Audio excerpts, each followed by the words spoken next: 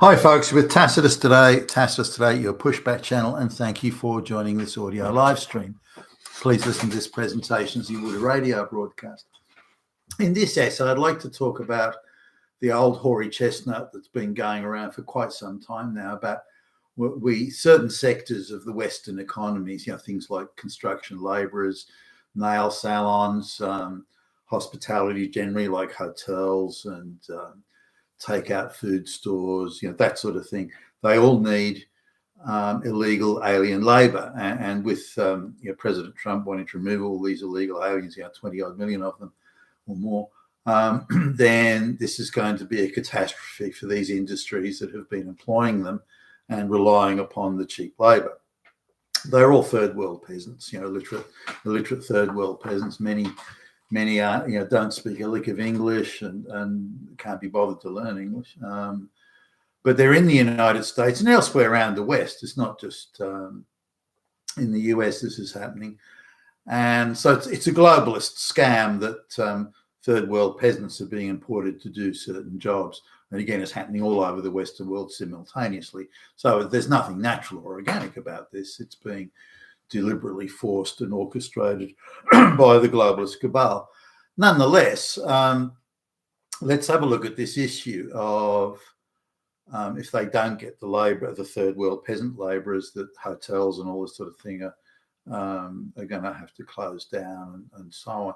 Now, exactly how commercially viable is your business if the only way you can survive is to have illegal or third world peasant labour, slave labour? I mean, your business isn't viable if that's all you can do.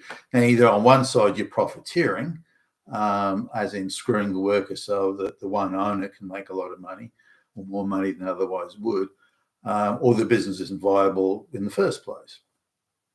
Now, I know a few people who own these takeout food stores, and if they're well run and well managed, they can do quite well.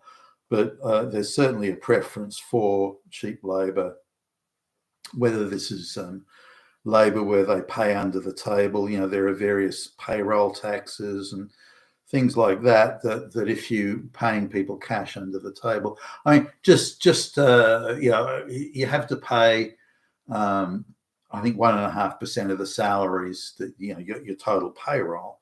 You have to pay 1.5% for a certain level of insurance, for example.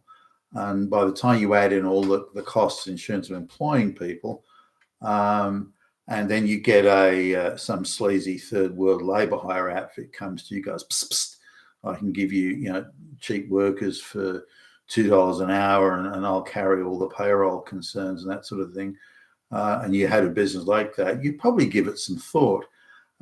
So the legality of whether it's illegal aliens doing it or people that are coming in under false pretenses, pretending to be students or something like that, and then operating through a labor hire firm that's breaking a whole lot of laws, and it effectively is just delivering slave labor into the takeout food store or the hotel or whatever. Now, in terms of viability,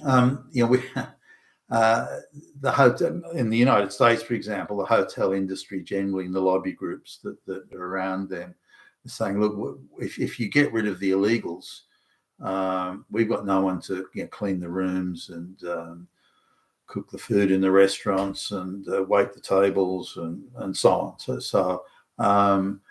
So we'd have to close. And now my view is, well, hold on a minute. Instead of illegals, why don't you just bring in workers on a work permit? So they've got a 2-year work permit, and you have to give them accommodation in your hotel, and you've got to feed them and all that sort of thing. And their remittances are heavily taxed, so they're not just coming to send remittances back to their host country. Maybe the tax is repaid to them when they leave at the end of their 2 years work permit, which is an incentive for them to leave, that they can get that money back once they leave, so they don't overstay their work visa, that sort of thing. So there are a whole range of things that the hotel industry or any other industry could do to attract short-term work visa workers to clean the hotel rooms. That's one way. Now, that's legal and all above board and codified and that sort of thing. But they don't do that. They want the cheap labour. They want to transfer the legal obligations to do with insurances and workers' protections, and also they want to then transfer that onto the labour hire firm, which as soon as they're required to deliver on those things, it quickly goes bankrupt and then opens up the next day in another shop front around the corner. So there's a lot of corruption going on and a lot of scams. People are being brought in from all the peasant economies in the world. So we'll call you a student and we'll pretend that you're studying at some non-existent college. In the meanwhile, we'll work you 100 hours a week at $2 an hour cleaning hotel rooms or something. Now, when they come from, and just to give you and I've mentioned this many times before, if they come from a peasant economy, then there are very few jobs. I mean, they're coming from basket case economies, these people, where, in the case of India, for every job that's listed, there are 3,000 applicants. So a job in the West at $2 an hour, living in a shoebox, 8 people to a compact one-bedroom apartment, one bedroom, like bunks 4 high, this sort of the bed bunks 4 high, that's better than what they had. So they get something by coming.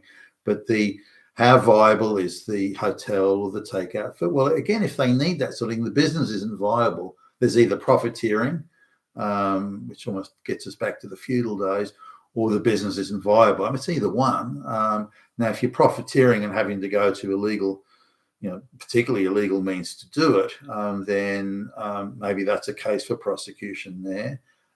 Or the business isn't viable anyway.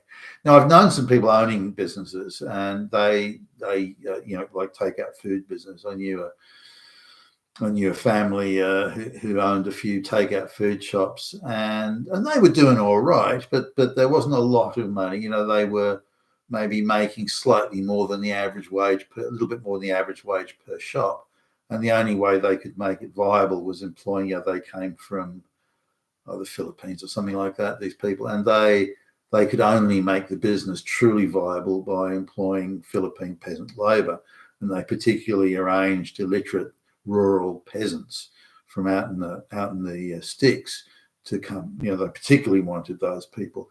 Easier to control, easier to manipulate, easier to threaten, that sort of thing. We'll send you back if you don't do this, that sort of thing. And then they had all sorts of scams like, well, hey, you've got to pay back the plane fare. We're going to deduct your accommodation and food from your wages.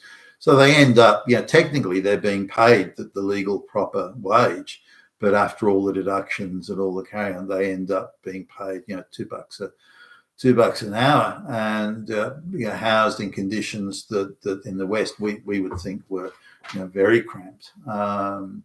Nonetheless, compared to what they came from, it's not so bad. It's maybe some of them, it's the first time they've ever been in a house or an apartment where there's you can switch a light on, or you've got running water, you've got a flushing toilet, you've got all these sorts of things. They come from a place where none of that existed, and it's like, whoa. And so they think they're doing not so bad.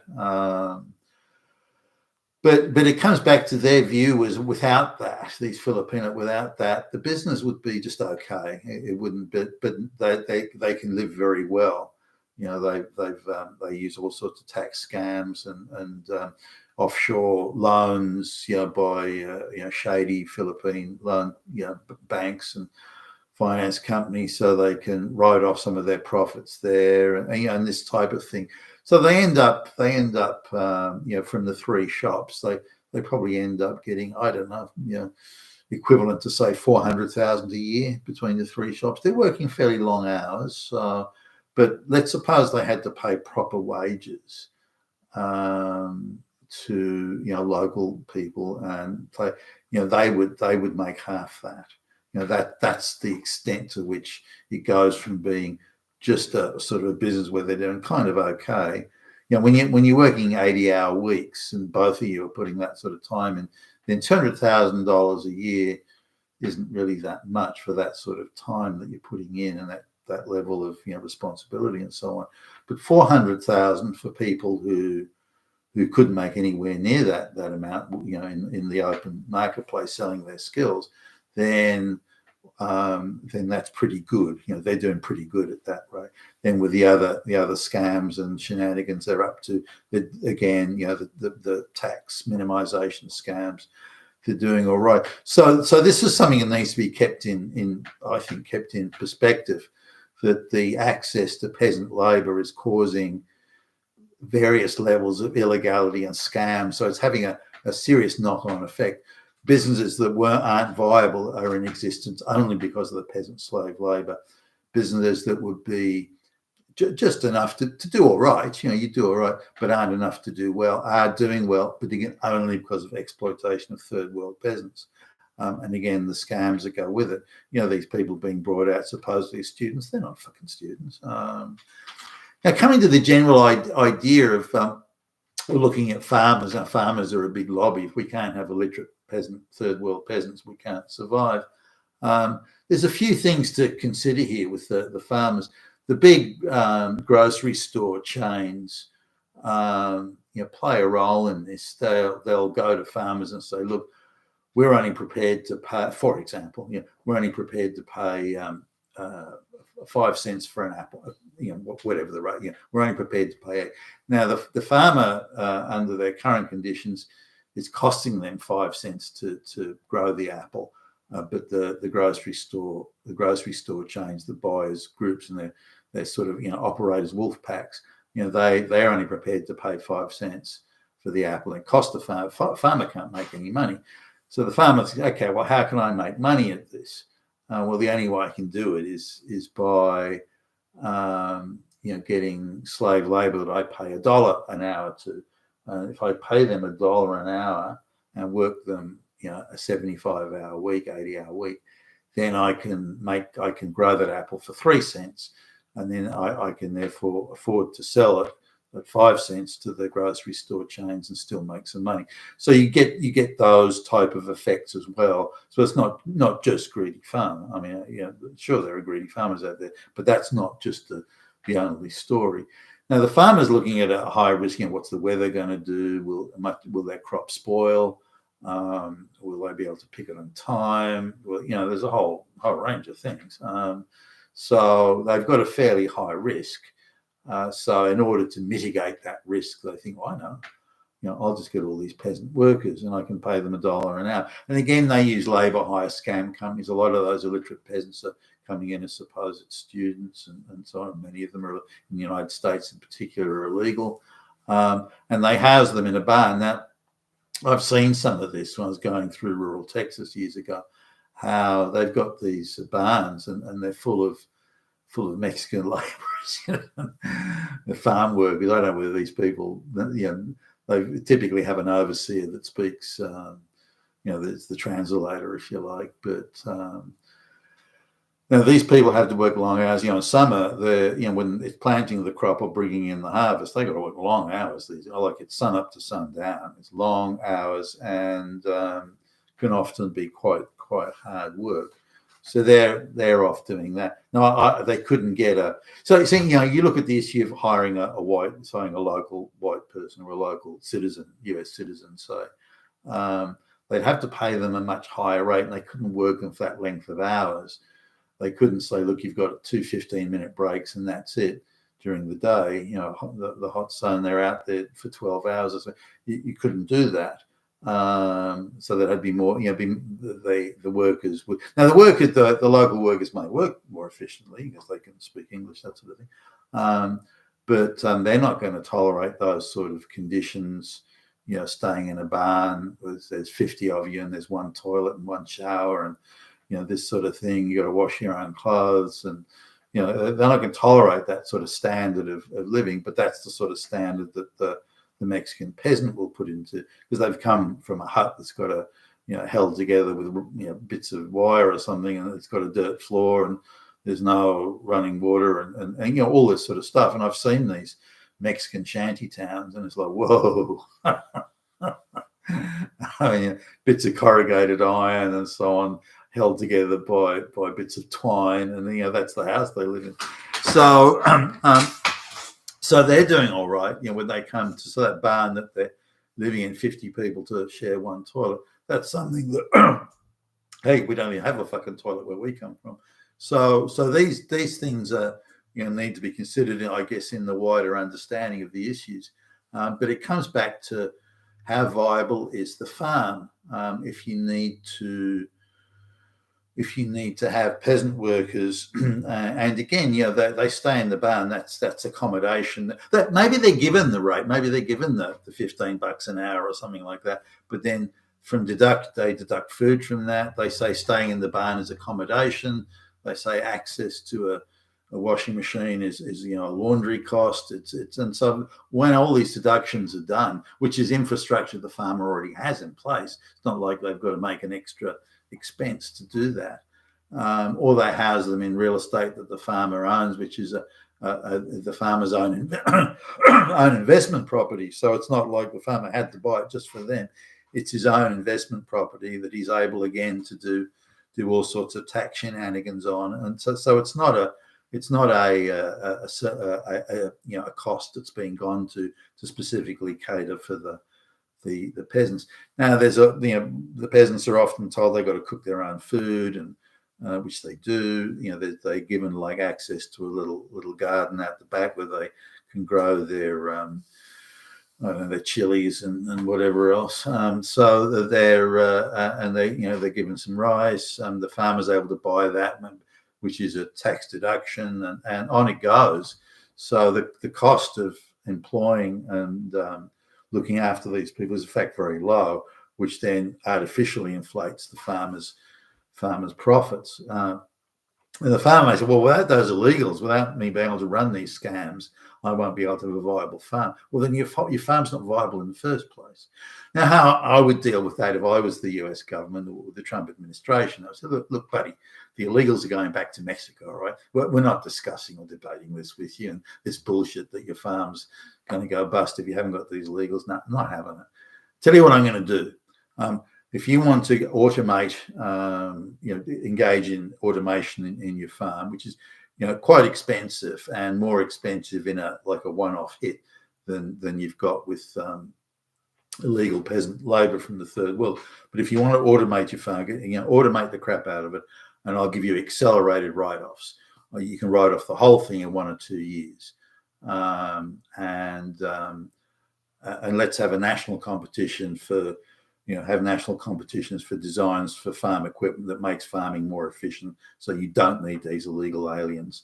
The illegal aliens create far more problems than they solve. They give you a quick fix for cheap labour, but they, from an organisational point of view, they turn the whole industry, whether it's hotels or whether it's anything else, into a lazy. You know, the organisational structure becomes lazier and lazier the more you rely on cheap peasant third world labour. Whereas the more you rely on automation, for example, you know, American design, American made farming equipment, the more you rely on that, the more efficient you become, and organisationally, the more efficient you become. And America benefits directly from sale of local products. And look, I'll give you accelerated tax write-offs. You know, I want to help you, the Trump administration. I want to help the sector, so that's what we're going to do for you. And the same could be said for you know, various aspects of the hotel industry. Now, you know, cleaning a room, you can't get a machine to do all the stuff. I get that, but why it has to be peasant labour? If you look at the price of hotel rooms, certainly by my calculation at least. They've easily, unless it's the cheapest, shittiest, you know, motels and hotels, they've easily kept pace and have exceeded the rate of inflation over the years. That would be my calculus at least. You know, the hotels I stayed at a few years ago more than double what they used to be. So this idea of, so I don't know, is that government taxes or what is it that's driving up the cost? Because it's definitely not the cost of labour. So where is that money going? Why are the price of hotel rooms going through the roof? but the price of labour is being artificially held down. Is that, again, is that profiteering? Is it taxes? What is it exactly? And maybe hotels need certain levels of tax relief or tax deductibility for employing local people and paying them the proper rate with the proper industrial awards and insurance protections and so on. So there's a lot that can be done. So if you take the view that, look, we're sending the illegals back, okay, don't care what the fuck you think. Let's now look at your problem in your industry, or what you claim to be problems and the challenges, and let's deal with that. We want to solve your problems. We want to help you solve. We want a viable industry. That's in everyone's interest to do that. So how we get there, let's discuss it. And I don't know why those conversations aren't being had. They'd be at the top of my list of conversations to have, and yet I don't see that sort of attitude. You've been Tassus today, your Pushback channel. Thank you for listening.